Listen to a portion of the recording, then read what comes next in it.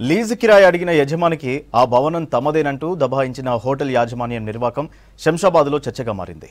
హైదరాబాద్ బెంగళూరు జాతీయ రహదారిపై శంషాబాద్ వద్ద అన్వర్ బాసిత్లో రెయిన్బో హోటల్ కన్స్ట్రక్ట్ చేశారు. 435 గజాల్లో నిర్మించిన ఈ భవనంపై బ్యాంక్ లోన్ తీసుకున్నారు. అప్పు తీర్చకపోయేసరికి 2019 ఆగస్టులో బ్యాంకర్స్ వేలం ప్రకటించారు. ఆ ప్రకటన చూసిన జామై ఉస్మానియా ప్రాంతానికి చెందిన సివిబి చారి మరో నలుగురితో కలిసి బ్యాంకు ద్వారా ఆస్తిని కొనుగోలు చేశారు. తర్వాత అన్వర్ బాసిత్లకే తిరిగి లీజుకిచ్చారు. లీజు పూర్తయిన తర్వాత రీలీజుకు వెళ్లిన సిబిబి చారితో ఆ భవనం తమదే అంటూ బెదిరించారు. బాధితులు శంషాబాద్ ఆర్జీఐఏ పోలీసులను ఆశ్రయించి ఫిర్యాదు చేశారు. నిందితులపై పోలీసులు పలు సెక్షన్ల కింద కేసు నమోదు చేశారు. 2019లో ఈ ప్రాపర్టీ నేను వీళ్ళ దగ్గర కొన్నాను. బాసిత్ ముబసిర్ దగ్గర వాళ్ళు రిజిస్ట్రేషన్ చేసి డాక్యుమెంట్ ఇచ్చేసారు. తర్వాత వాళ్ళ అబ్బాయి ముబసిర్కు మేము లీజ్కి ఇచ్చాము. తర్వాత లీజ్ నడుపుతున్నారు.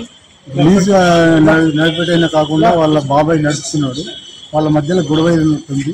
యాక్చువల్గా నేను లీజుకు నడిపేటైనానే నడపాలని పట్టుబడితే ఆయన లీజ్ కాల్ చేయించడానికి వెళ్ళిన తర్వాత అక్కడ గొడవ అయింది. ఆ లీజ్ కాల్ చేసి ఇచ్చే బాధ్యత ఆయన. ఇప్పుడు నేను పోలీసు వాళ్ళని కూడా అప్రోచ్ చేయాలని నన్ను ఇబ్బంది పెడుతుందని పోలీసు వాళ్ళు రికార్డు చేయించాను. ఇక్కడ శంషాబాద్లో ఈ రెయిన్బో టవర్ అనే హోటల్ దానికి సంబంధించి 435 యార్డ్స్ ఇతను ఈ ప్రాపర్టీ నాది.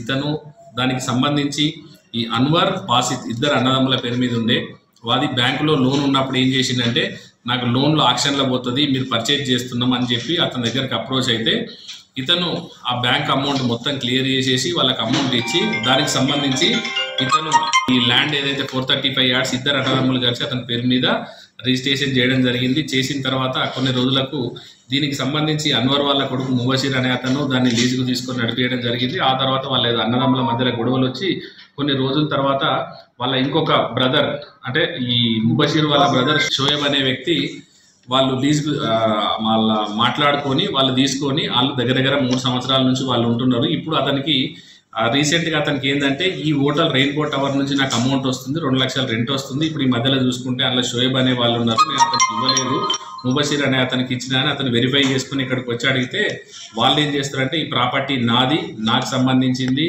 ఇది నేనే నీకు నువ్వు ఫైనాన్సర్ అని అతన్ని బెదిరించి అతను నేను నెక్స్ట్ టైం నుంచి రెంట్ ఇవ్వమని చెప్తే అతను పోలీస్ స్టేషన్లో కంప్లైంట్ ఇవ్వడం జరిగింది. దాని ఆధారంగా కేసు నమోదు చేసినాం పోలీస్ స్టేషన్లో.